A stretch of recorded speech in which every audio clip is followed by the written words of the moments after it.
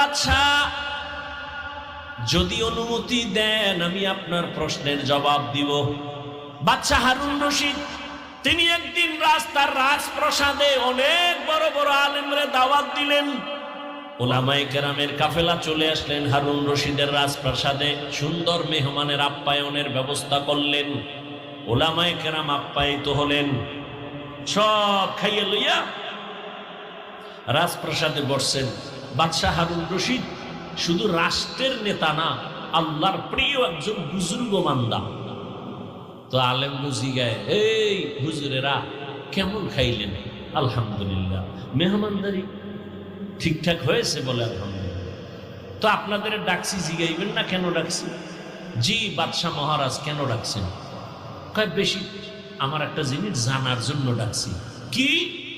আমাকে আপনারা সমস্ত আলেমরা বলবেন, আজকে আমাকে ফতোয়া দিয়া যাবেন। আমি বাদশাহ হারুন রশিদ, আপনারা চিনেন তো? কাহা চিনি। আমাকে বলেন আমি জান্নাতি নাকি আমি জাহান্নামী, বাস এটার ফতোয়া দিয়া যাবেন, আর কিছু না। সব উলামায়ে কেরামে এক আওয়াজ দিলেন, কে জান্নাতি কে জাহান্নামী দুনিয়ার কোন আলেমের বলার ক্ষমতা নাই। হ্যাঁ, এতটুকু বলা যাবে, আপনি ভালো কাজ করেন তো জান্নাতের পথে আছেন, জান্নাতি বলা যাবে না। আপনি অন্যায় করেন বলা যাবে জাহান্নামের পথে আছেন, কিন্তু জাহান্নামী বলা যাবে না। বাদশাহ হারুন রশিদ মজাক করে, কথা আমরা খাওয়াই হইল কি? দুঃখ, সমাধান পেলাম না। বিদায় দিবেন ভাব।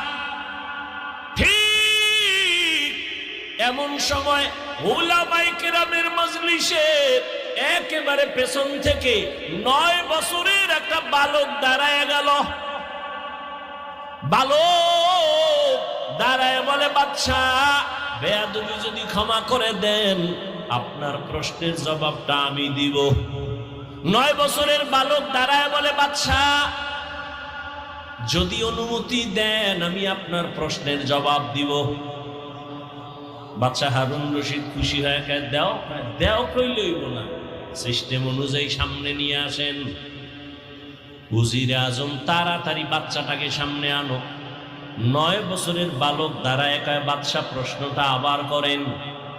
প্রশ্ন হলো, আমি হারুন রশিদ জান্নাতি না জাহান্নামী? বাচ্চা 9 বছরের বালক কয়, জবাব দেওয়ার আগে আমার কথা আছে। বলো কি? যে প্রশ্ন করে সে বড় না যে জবাব দেয় সে বড়? বাদশাহ হারুন রশিদ কয়, জবাব দেনেওয়ালা তো খানিকটা বড়। বেয়াদবি মাফ কইরা আমারে সিংহাসনে বসায় আপনি নিচে আসেন। বাদশাহ হারুন রশিদ তো বেয়াদব না, দুনিয়াদার সম্রাট না, সে তো আখিরাত মুখী একজন বাদশাহ। যখনই বলছে ওজিরে আজম রে কয়, তাড়াতাড়ি বাচ্চাটাকে সিংহাসনে আনো, নিচে বিছানা দাও, আমি নিচে বসবো।